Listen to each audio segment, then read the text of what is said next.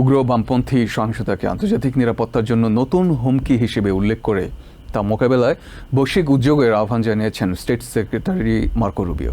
বৃহস্পতিবার ওয়াশিংটনে 60টিরও বেশি দেশের প্রতিনিধিদের নিয়ে আয়োজিত আন্তর্জাতিক সন্ত্রাসবিরোধী সম্মেলনে তিনি এই আহ্বান জানান।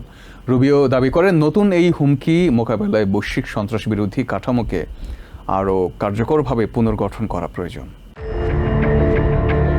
সন্ত্রাসবাদ মোকাবেলার কৌশলের নতুন অগ্রাধিকার নির্ধারণের ঘোষণা দিয়েছে ট্রাম্প প্রশাসন। ওয়াশিংটনে আয়োজিত আন্তর্জাতিক সন্ত্রাস বিরোধী সম্মেলনে স্টেট সেক্রেটারি মার্কো রুবিও বলেন, ভবিষ্যতে আমেরিকার সন্ত্রাস বিরোধী প্রচেষ্টার বড় অংশ কেন্দ্রীভূত হবে তার ভাষায় ফার লেফট টেরর বা উগ্র বামপন্থী সহিংসতার দিকে। Even today, the very idea that far left terrorism could be a serious threat is treated as a right-wing fever dream, or worse, as a dangerous fascist conspiracy. রুবিওর দাবি, দীর্ঘদিনের আন্তর্জাতিক সহযোগিতায় ইসলামপন্থী জঙ্গিবাদের হুমকি অনেকটাই দুর্বল হয়েছে। তবে পশ্চিমা দেশগুলোর রাজনৈতিক নেতা, সরকারি স্থাপনা ও গুরুত্বপূর্ণ অবকাঠামোগুলোকে রক্ষা করে পরিচালিত উগ্র বামপন্থী সহিংসতাকে আন্তর্জাতিক পর্যায়ে যথেষ্ট গুরুত্ব দেওয়া হয়নি। তাই বৈশ্বিক সন্ত্রাস বিরোধী সহযোগিতার কাঠামো নতুন বাস্তবতার সঙ্গে সামঞ্জস্যপূর্ণ করার আহ্বান জানান তিনি। We can and we must identify and map this threat and rebuild our counterterrorism architecture to defeat it. President Donald Trump নির্বাচনী প্রচারণার সময় থেকেই উগ্র বামপন্থী গোষ্ঠীগুলোর বিরুদ্ধে কঠোর অবস্থান নেওয়ার কথা বলে আসছেন। বিশেষ করে এন্টিফা আন্দোলনের বিরুদ্ধে সহিংসতা উস্কে দেওয়ার অভিযোগ তুলে তিনি একাধিকবার সমালোচনা করেছেন। স্টেট সেক্রেটারি জানান, মে মাসে উগ্র বামপন্থী সহিংসতা মোকাবেলায় আইনশৃঙ্খলা রক্ষাকারী সংস্থাগুলোর জন্য একটি বিশেষ কর্মশালার আয়োজন করা হয়েছিল। একই ধরনের আরেকটি কর্মশালা শিগগিরই জার্মানির সঙ্গে যৌথভাবে আয়োজনের পরিকল্পনাও রয়েছে। It has always been driven by a hatred, above all else, a hatred for civilization itself.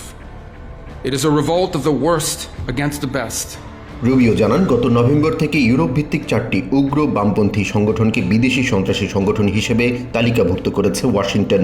Greece, Germany ও ফ্রান্সের সাম্প্রতিক সহিংসতার ঘটনাগুলোর উদাহরণ তুলে ধরে রুবিও বলেন, তার মতে এটি কোনো একক দেশের সমস্যা নয়, বরং আন্তর্জাতিক সহযোগিতার মাধ্যমে মোকাবেলা করার মতো একটি হুমকি।